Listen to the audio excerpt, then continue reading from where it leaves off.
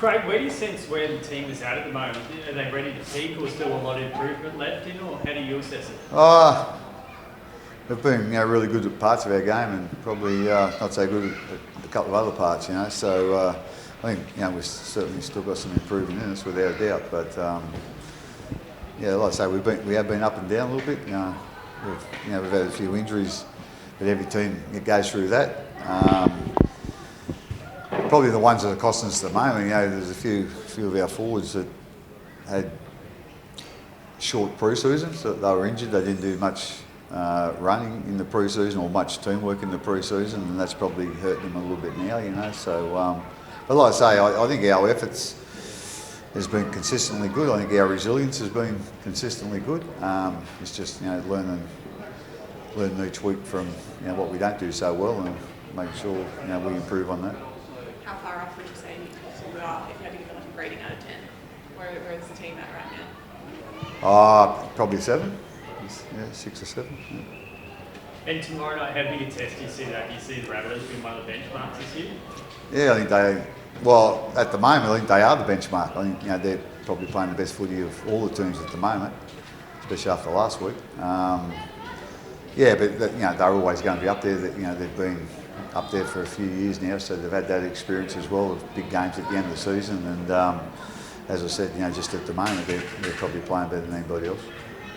Obviously got a great squad, Craig, Rabbitohs, but how have you found, or have you viewed how Jason's gone at the helm since Wayne's left? Obviously he's done a great job. They've been up, around the top, in all the time, he's been there. So, obviously, he's done a great job. Like I say, I don't know what his strengths and whatever are because I'm not in there. But from the outside looking in, obviously, he's done a great job.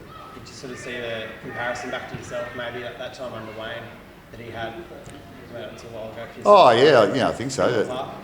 I suppose I had, I think, a pretty good education as far as it goes with Tim Sheens and then Wayne. So I've said a few times, it's amazing how those guys, how highly rated they are, and how many games they're coached and whatever, and the success they've had, but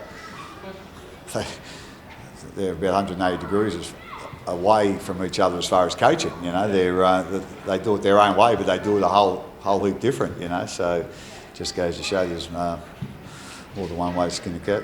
Wayne's 900. Yeah. It's pretty phenomenal. Phenomenal. I don't know if there's probably a stronger word than that, but I can't think of it. But to coach 900 games at NRL level, that's quite remarkable.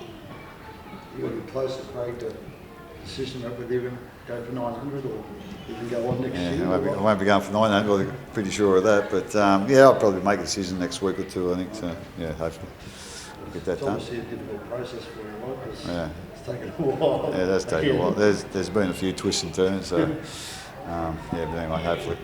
What will be the deciding factor for you, Craig? You just trust your gut, or? Yeah, just trust my gut. I've always done that, so I always encourage other people to do that. And, got to make a decision, or a big decision, or a little decision. Trust what your gut's telling you. Go from there. JD had those years under Wayne, and then Christian's doing it at the Dolphins. Is sort of handing over to an understudy something you'd look at the Storm? Oh yeah. Well, at the end of the day, it's not going to be my decision who coaches the Storm next. I'll offer my opinion, if it's asked. But at the end of the day, that's up to the club. It's not up to me to say, this guy's going to be the coach next year after I finish. So at the end of the day, that's the club's decision, and I'm sure they'll get it right. Has the job changed for you? The fact that there isn't the same old faces there like there was for so long. It's a bit of a different challenge. It's always a challenge, really. But there's been a lot of change. Obviously, the big three sort of leaving, and then we lost a lot of experience this year with the two Bromwiches and Felice and Brandon going to the Roosters. So it's we've got a lot younger sides, sort of going back to really, I suppose the age of the squad was like when I first started. So but like I say, there's always challenges in this job, and there's always challenges for the players as well. So that's just what the game's about. Have you enjoyed that? Sometimes I have, and sometimes I haven't. No, it's just like anything else in life, you know. There's ups and downs in it, you know, and you just got to roll with the punches. Craig, you can't really talk about South without talking about Latrell. It was pretty good last week. It's been pretty good the last few weeks. What you guys contained pretty well earlier in the year. What do you got to do well against him? Maybe we don't get the ball much. So obviously part of that is hanging on to the ball for us. But yeah, well, you know, like he's